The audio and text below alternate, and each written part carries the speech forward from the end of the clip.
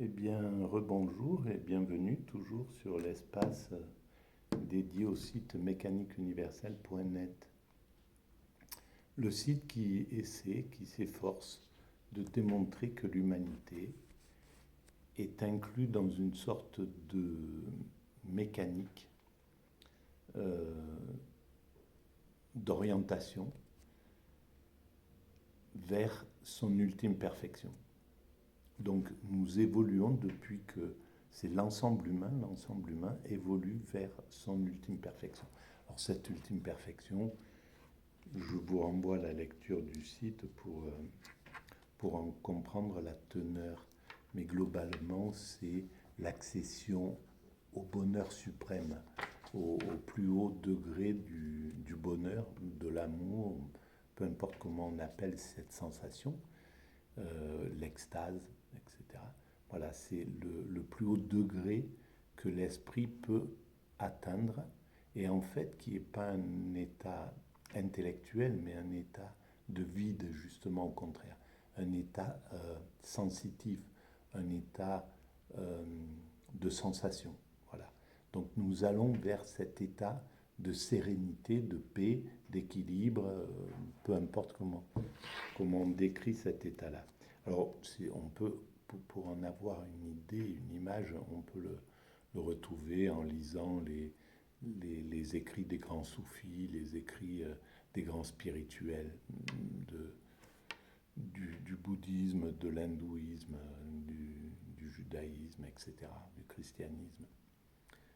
Cet état est connu par tous les expérimentateurs, par les philosophes aussi, parce qu'on le retrouve chez les présocratiques, on, on, on peut le déceler dans la pensée, dans les écrits de Platon par exemple, dans le banquet, la, la dernière partie du banquet, qui est exprimée par Diotime, à mon sens, révèle cet état-là, parle de cet état-là. Et puis d'autres philosophes en ont fait l'expérience, Jean-Jacques Rousseau, Pascal, etc.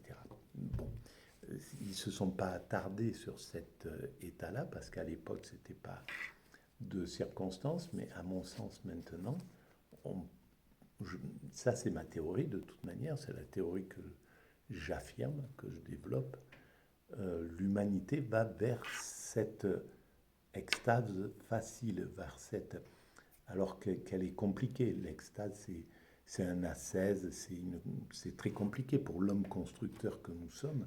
Il faut faire un effort pour atteindre cet état de sérénité. Tout le monde n'a pas envie de le faire, tout le monde n'a pas les moyens de le faire, etc. Donc c'est vraiment cet état de sagesse, c'est quelque chose de très contraignant pour l'homme constructeur que nous sommes, parce que notre rôle, c'est de construire l'humanité, pas d'être en extase, pas d'être en contemplation. La contemplation, ça ne peut pas être un état total, un état global de la personne. On peut, à certains moments de notre existence, atteindre un état d'extase, atteindre voilà, un état de contemplation, être dans une sérénité absolue. Et bon, ben, par exemple, j'en ai fait l'expérience accidentellement, mais ça a duré une semaine simplement. C'est pas quelque chose qui est viable pour une vie entière. Mais nous allons vers cette extase facile pour l'humanité. Euh, alors là, vous savez que pour confirmer un peu ou pour digresser à partir de certains ouvrages, j'utilise des bouquins que je trouve. Par exemple, là, je viens de trouver à la bibliothèque de l'université Nietzsche en Italie de Guy de Portales. Et ben, ça va me suggérer quelques petites digressions, quelques petites pensées hétéroclites, puisque vous savez que ces pensées émanent aussi d'un esprit atypique. Je suis apparemment configuré sous la forme de l'autisme Asperger. Et ce qui donne voilà, une façon de penser qui est atypique. On appelle ça un peu les neuroatypiques. Alors il y a les neurotypiques, les gens normaux, entre guillemets, la majorité humaine, et puis il y a les neuroatypiques qui, à mon sens, sont de plus en plus nombreux et qui peut-être préfigurent ce que sera l'humanité dans à son horizon le plus loin. Voilà, mais ça, c'est une idée. Alors, je pense que justement Nietzsche était dans ce cas de figure. Ces difficultés relationnelles, ces difficultés à communiquer, malgré tout, à garder à avoir une vie sociale normale, etc. Ces difficultés avec les femmes qu'il a aimées, dont il était amoureux en somme, et qui ne se sont pas concrétisées. Enfin, toute cette souffrance, au fond, ben, à mon sens, montre le caractère justement autistique de son esprit, de son état d'esprit. Alors, dans ce Nietzsche en Italie, de Guy de Pourtalès, qui a été écrit en 29, donc je vais rechercher ce bouquin-là, en édition originale, de Guy de Pourtalès, parce que là, je commence à peine, je le parcours, je l'ai un petit peu lu comme ça, mais il faut que je l'ai dans ma bibliothèque. Alors là, je vais commencer la lecture et je commenterai. Lorsqu'à l'automne de 1876, Nietzsche mit pour la première fois le pied sur la terre italienne, il fuyait son passé, il s'arrachait du cœur sa jeunesse. Cet homme de 32 ans, tout rempli de force spirituelle intacte, alors pourquoi il parle de force spirituelle? C'est intéressant parce que Nietzsche, c'est celui qui est considéré comme celui qui sonne la mort de Dieu, justement, et qui va guerroyer contre le christianisme, contre la spiritualité. Mais bon, c'est intéressant la vision de Guy de Pourtalès sur lui. Donc, tout rempli de force spirituelle intacte, venait d'accomplir le premier grand sacrifice de son bonheur. Et ça, c'est très intéressant. Voilà, là, on voit que Guy de Pourtalès a la sensibilité pour comprendre l'âme profonde de Nietzsche, ce qui se passe dans la vie. Et ça, c'est ce qui donne les grands écrivains, finalement, qui ont la possibilité d'aller comprendre la fibre intime la plus profonde d'un homme. Il renonçait à l'amour profond, secret, qui depuis plus de 6 ans troublait sa vie d'une espèce de rêve intellectuel sans espérance à Cosima Wagner. Donc il était amoureux de Cosima Wagner, et en fait il a été amoureux comme ça constamment, plusieurs fois dans sa vie, avec Lou Andrea Salomé, etc. Et son aptitude à se faire aimer, à se faire apprécier, était à mon sens mise en difficulté par sa personnalité. Et donc ça a fait de lui quelqu'un qui a dû vivre justement cette frustration dans cette partie de la vie qui est l'amour, voilà, avec l'amour romantique, on va dire. Et donc là, il fuyait cet endroit. Et ça, c'est très intéressant parce que dans cette fuite, finalement, il accède à la vraie liberté, à quelque chose que voilà qu'on arrive à ressentir que quand on s'en va, on quitte quelque chose euh, dans lequel on est attaché, auquel on est attaché, et on se détache. C'est une rupture difficile, violente, qui prend du temps souvent, mais à partir du moment où on a mis les, le vent sous nos semelles et qu'on a décidé de partir, il y a une sensation de liberté, de nouvelle vie qui vient. C'est autre chose qu'un voyage, c'est autre chose que partir comme ça, c'est partir en quittant vraiment quelque chose d'attachant pour, pour acquérir autre chose, qui est la liberté, pour aller vers la liberté. Je pense que c'est extrêmement jubilatoire et je pense que c'est ce qu'a ressenti Nietzsche à ce moment-là. Voilà, donc il se sépare euh, de, de, de, de Wagner pour différentes raisons, et y compris alors parce qu'il était apparemment amoureux de Cosima Wagner, la femme de Wagner. Euh, il reniait son illustre époux, le maître comme tous l'appelaient, le maître de Bayreuth, l'homme de Bayreuth, dont il venait de voir l'apothéose sur un théâtre élevé à son orgueil et qui apparaissait maintenant à Nietzsche depuis cette chute dans la gloire populaire. Ça, c'est très intéressant. La chute dans la gloire populaire, comme quoi c'est quelque chose qui est un handicap, qui est handicapant. Et c'est pourquoi j'ai fait une vidéo il y a quelque temps sur la malchance qu'avait par exemple Elon Musk d'être dans un pays qui lui permet de devenir milliardaire, donc, et qui en plus est du côté du narcissisme, de l'orgueil, etc. Et c'est la pire chose qui peut arriver à un créatif, en fait, parce qu'il est bloqué dans sa création par le système, par le modèle. Et on le voit, ce qu'il est en train de faire avec Twitter, c'est, il renie le fond de lui-même en tant qu'autiste Asperger ou en tant qu'Asperger, il a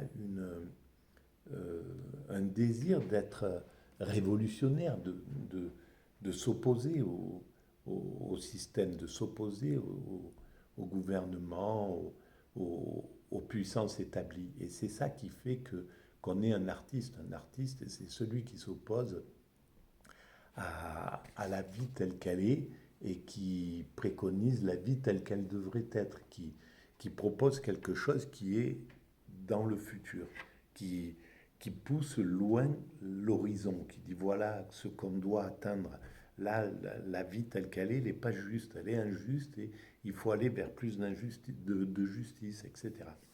Voilà le rôle de l'artiste. C'est pourquoi il ne peut pas être euh, conventionnel, il ne peut pas être du côté des réactionnaires, du côté du monde tel qu'il est, du côté du pouvoir. Il est obligé d'être opposé au pouvoir, quoi qu'il arrive.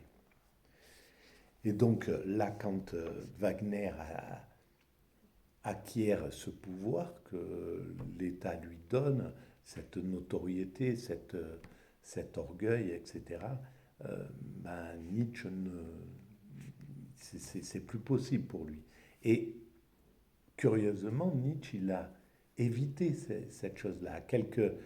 Sa folie, quand il est tombé dans la folie, et ben, à peu près à ce moment-là, il commençait à être connu à l'échelle européenne.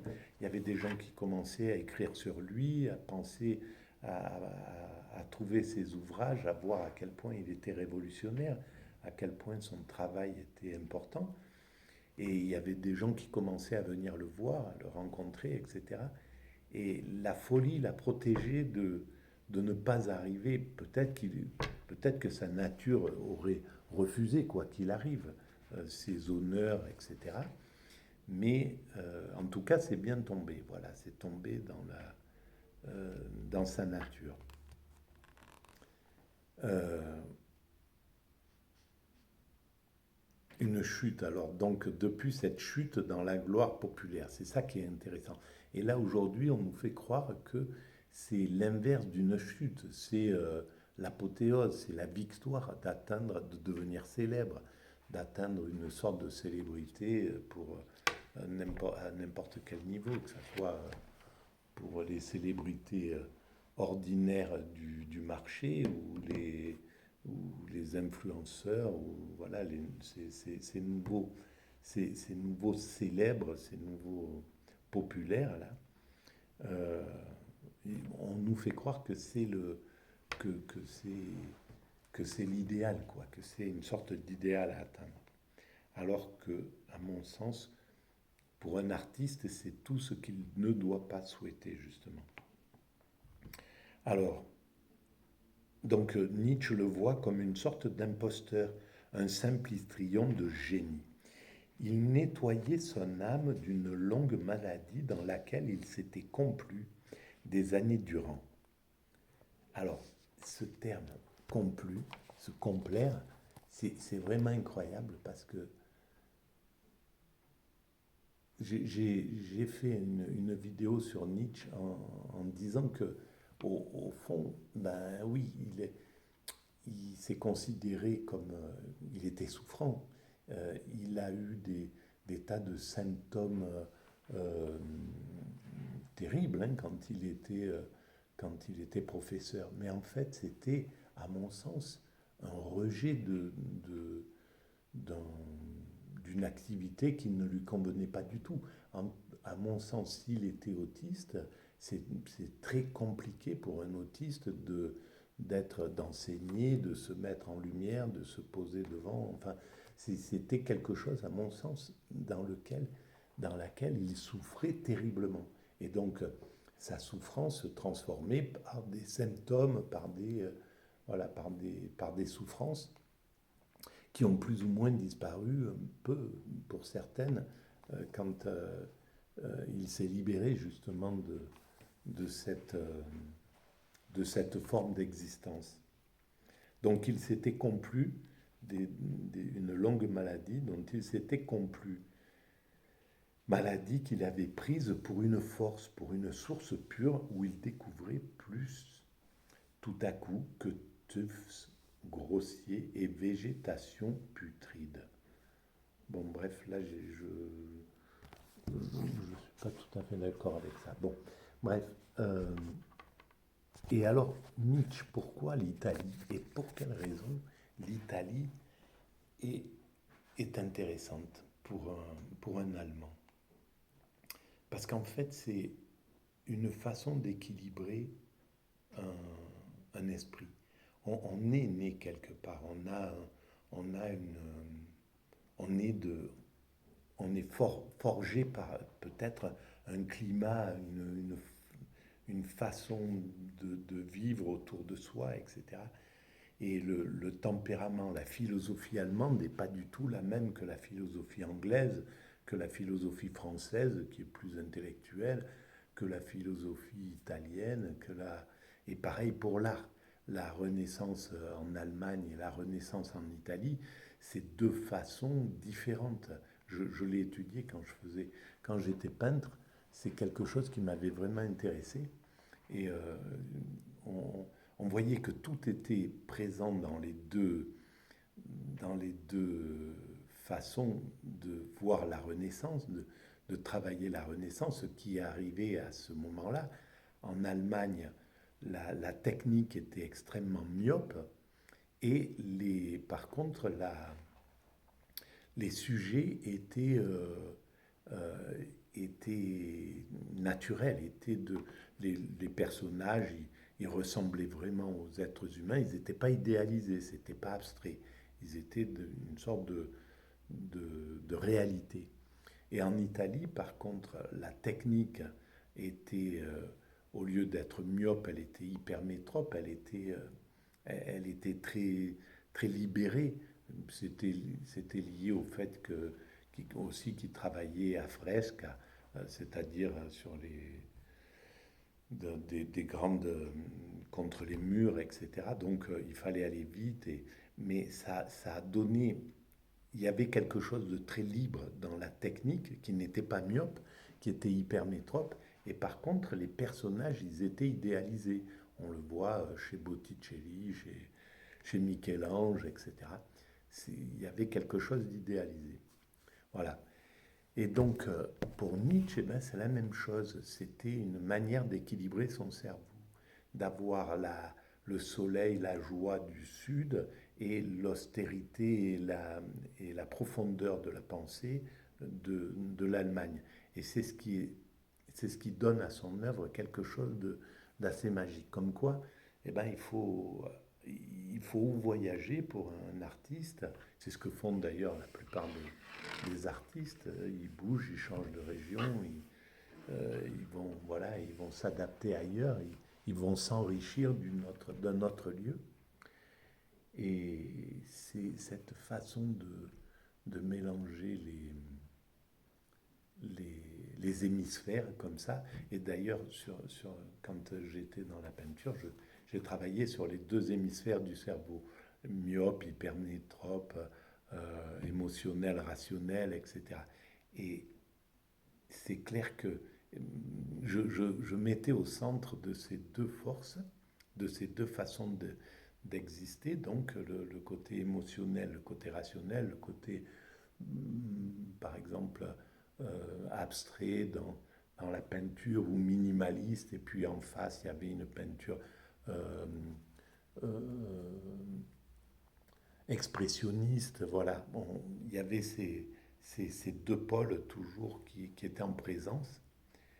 Euh, et le point central, c'était le naïf.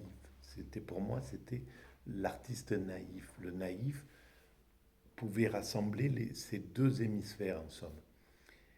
Et ben, c'est peut-être ce que fait justement la mécanique universelle, mon travail. Parce qu'il est naïf sous un certain angle. Et, et puis, je pense qu'il y a une sorte de naïveté dans la formation psychique autiste Asperger. Il y a une forme de naïveté intrinsèque à cet état d'esprit. Et donc, c'est peut-être ça qui fait que ma théorie, elle est universaliste en somme. Elle, euh, Elle peut prendre un peu les deux côtés de chaque mouvement. Il y a toujours des mouvements, euh, un mouvement matérialiste, et à l'inverse, c'est